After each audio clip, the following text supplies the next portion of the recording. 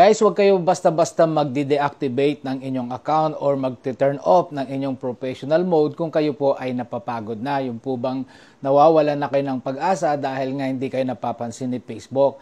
Ang best advice na masasabi ko po sa inyo, well, pwede po kayong magpahinga. Pero kailangan within 2 months or bago mag 2 months ay mag-upload po kayo ng inyong video sa inyong Reels or sa in-stream ads man po yan, or magpaalam po kayo sa inyong mga followers na kayo ay magpapahinga lang po.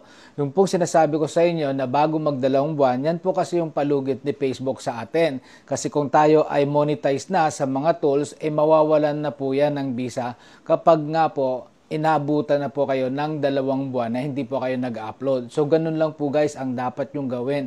Huwag po kayong mawala ng pag-asa guys, lalo kung pinaghirapan nyo na po yan.